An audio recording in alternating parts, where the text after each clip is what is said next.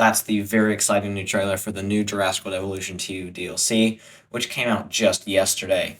This is a very exciting pack. We're finally getting a DLC, and Frontiers, like the DLC release, has been off its schedule, which you can't blame them for that. But it makes it a little hard to predict. So this was a bit of a surprise. We knew there was something soon, but let's go ahead and get into the stuff that's going to be in this DLC, and then we're going to go into what we know about the free update. We don't know everything yet.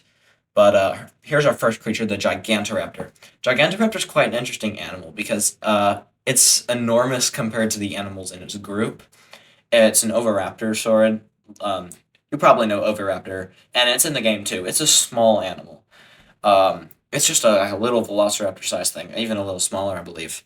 And Gigantoraptor is just like the size of a Pachyrhinosaurus. It's 26 feet long. It's a carnivore, or at least an omnivore, and it's just this crazy animal that would have been incredibly vicious and evil and horrible, probably. And I'm really excited to have it in the game. I hope it is an omnivore, and I hope it can pack hunt too, because that would be super cool just to see like some animal getting chased down by a herd Gigantoraptor, which you'll see later in when I talk about Update 8. That may actually have some relevance. But yeah, basically, Gigantoraptor is just this really cool animal. Really glad to see it in the game. Considering it's a feathered species, I think we now have like a dozen of those. That probably means it's going to have some pretty good patterns and the colors, as we can see here, and in the trailer, it's got that bright plumage. As far as the main body color, we just see browns. But yeah, I'm not really sure about that. It could be pretty good though, and I'm just glad to have this species in the pack. However, I am slightly less excited about this one than the other three, which we'll go ahead and go on to one of those here. Scroll down this article a little bit. This article you can see on the Jurassic World Evolution 2 official website or Frontiers forums. You can access any of their news there. And next we have the one I'm most excited for. It's UTAHRAPTOR, finally! So exciting, we got UTAHRAPTOR in the game. Finally. Next week, this is coming to the game. A lot of people say we don't need UTAHRAPTOR because it's very similar to the Jurassic Park Raptors, when it's really not. It's its own animal. And people say it's similar in size, but it's not. People say that it's much larger. UTAHRAPTOR was like 18 to 24 feet long and near over 1,000 pounds, perhaps. Well, the Jurassic Park Raptors are about, at most, 500 pounds and 12 to 14 feet long. UTAHRAPTOR is just an enormous raptor. It's so cool. It's one of my favorite dinosaurs. And yeah, I'm just super excited to have this in the game. And when I saw this, the first thing my thought was, oh, maybe we can get Spinoraptor, but since this is a DLC creature, it probably wouldn't factor into any hybrid genomes that they could add. You could see how all the issues with that. But yeah, so excited to have UTAHRAPTOR, and it has that awesome feathers. I will probably not be using any other Dromaeosaurids from now on out. Yeah, I will never be using Pyroraptor again for sure. That horrible animal. But so now we have this awesome UTAHRAPTOR. I just want to look at it for a minute. It's there's another screenshot somewhere of it, but I could not find it. As you saw in the trailer, it just looks so cool. I don't know what else to say except this is just awesome. Yeah. UTAHRAPTOR, finally. I've wanted this species for so long. This is one of the first ones I was asking for, and when we didn't get it in their early Cretaceous pack, I was like, yeah, maybe we're not getting it. And then they did another Cretaceous pack and they didn't have UTAHRAPTOR, but anyway, yeah, I'm just so excited. Can't wait to see this in game. On to the next creature. We got Concavinator. This is one a lot of people have been asking for, and I'm also very excited for it. Glad to just be getting another medium carnivore. And Concavinator is a great one too because of its very unique sail.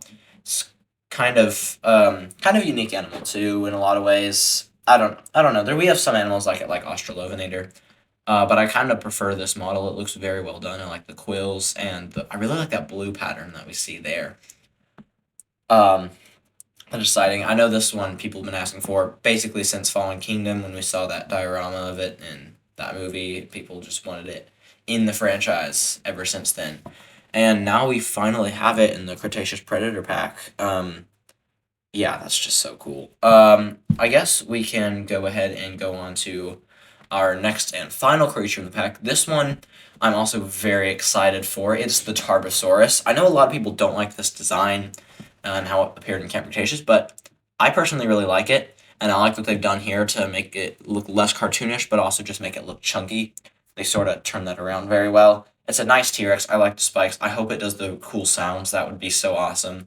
It better, and it has a Camp Cretaceous skin, and as you saw in the trailer, other skins. Something interesting here is that in the description they reference it as being 10 meters long and 3 meters tall, which is interestingly like the lower estimate for Tarbosaurus, even though when in Hidden Adventure it was nearly the size of Rexy, who's 44 feet. And they reference it being 5 tons, even though it's very chunky, as we can see here. And the T Rex in in Jurassic World is 9 tons. It was only like 7 in Jurassic Park, according to the official stats. But anyway, I don't want to get a long tangent. Yeah, that's just so exciting. All these species are ones people have been really asking for. I think they're trying to find a way to scoop up some of the ones people have really been asking, because I think, as sad as it is, this game is probably nearing the end of its development. I think we'll probably have a couple more DLCs. I think maybe 2 more, and that'll probably be it for this DLC.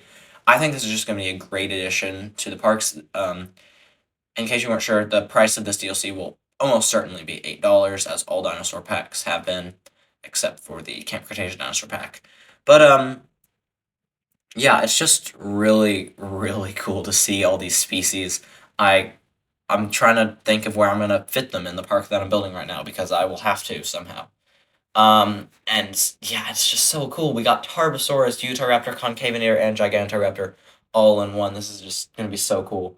I hope they have some nice animations and everything. And I hope you guys are sharing in the hype for this new DLC, because it's, wow, it's gonna be really awesome. I would definitely recommend that if you don't know what dinosaur pack to buy, if you don't have all the DLCs, this should be near the top of your list. And there are some pretty great species in here. I might do a DLC ranking. Well, I'm definitely going to once the game is done with its development, but this makes me kind of want to do one sooner. Um, Let me know if you guys want to see that video. But anyway, I don't want to talk about this too long. I'm sure a lot of you want to hear about the free updates, which are almost always even better than the DLCs. So, yeah, let's go ahead and jump into that. We're going to go into the next part of this article and read about what we know about Update 8. Just, we don't know everything yet. So here in the article, the first thing we have is the pre-built layouts. This is pretty exciting. You know when you play Chaos Theory or Challenge Mode and they have the pre-built buildings, like in Jurassic World, they have that very not screen accurate rendition of it built for you. And also in the challenge modes. I don't think I'll be using this personally, but it could be fun to jump into those save files and fill in the frontier built parks with your own dinosaurs. That might be fun for some people. I'm not particularly excited about this because I like to build my own parks. But this did give me the idea that I might do a Jurassic World park build, like a recreation of Jurassic World. I did one a while ago, but might do that again. Yeah, so I don't think we have any screenshots of what this would look like. I don't think we need any. But anyway, we're going to go on to the next thing. This is the most exciting thing for me, probably. The new decorations, always the best part of the game. Like, what else is there in the game? We got these 2 amazing new fountains. As you can see there, we have one with the tree. I couldn't get good screenshots, but we have the one with the tree in it. And then we have the one with the Spinosaurus skull. We have sort of like beach chairs there, as you can see very indistinctly in that picture, I'm sure. We got benches, finally, at long last, after years. And we got trash bins, finally proper ones, instead of the ones that we got in the last update, which I've been using those without much complaint, but I'm very glad we have these new ones. And we got new flags, some species-specific flags. That'll be so, so good for all sorts of enclosures. I'm trying to think of how I'm going to fit this all into my park. It's going to be a lot of work to go back in the park I'm building right now. But yeah, just new decorations are always some of my favorite parts of the updates. And like, yeah, I don't know. I know a lot of people don't really care about the park building aspect. They just want to look at the dinosaurs, which I respect that. But, this is just super exciting for me. And I hope it's exciting for some of you guys too, because it's just awesome what Frontier does so often for this game. I think it seems like they really care about the game, which is just so great. Always, when the developers really care about the game that they're creating. And we're going on to the next parts. This is the new variants. This is exciting. We got the new variants from species that people have been asking for. We got like specific skins, like the Allosaurus that I morphed on, that kind of thing. And we're now getting full skin patterns and colors for all those. And the most exciting for me is the Pteranodon 2001. I will never be using that horrendous Jurassic World Pteranodon again. I'm sorry, Universal, that's just not a good design. I love the 2001, especially with the new patterns. There's a screenshot of it that I could not find to put into this video. Sorry if you want to see that. I don't know where to find it, but it just looks super awesome. You'll see it in a week when it comes to your games for absolutely free. And then also the Stegosaurus 1997. I'll also never be using the Jurassic World Stegosaurus again because we actually have good patterns for the new one now. And there's also the Brachiosaurus 2001 if you slightly prefer that one. I don't think there's a huge difference in my opinion, but I just think I'll still be using the original. Something else is the capture mode new things that we have. You can change the time of day and weather for your screenshots, which will be super helpful for me trying to make thumbnails for videos and all sorts of content creators and people who just want to take good screenshots of their dinosaurs without having to wait for the weather. And there's a bunch of other stuff. Seems like there's going to be a species unlock shuffler and a hatchery hatchery search function. Sorry if you hear noise in the background. That's the hamster running on its wheel. But basically, yeah, that's really helpful for people who play challenge mode. And also just finding species. Now we have like 110 of them in the game, which is awesome. There's all sorts of new stuff that's going to be coming on in a week that we'll get full details on. But the last thing I want to talk about, one of the most exciting things in this update, is the ability to create a sort of Site B mode.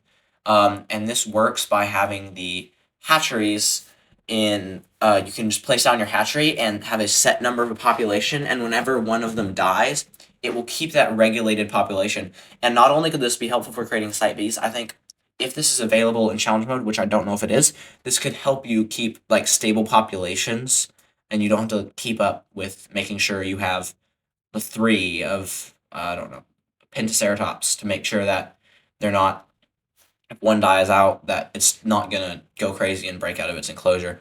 Super excited for this coming in just 1 week, the Cretaceous Predator Pack and free update 8. Some of the most exciting species we've gotten so far for the game. Tell me what you guys think of this new DLC, and yeah, I hope you enjoy.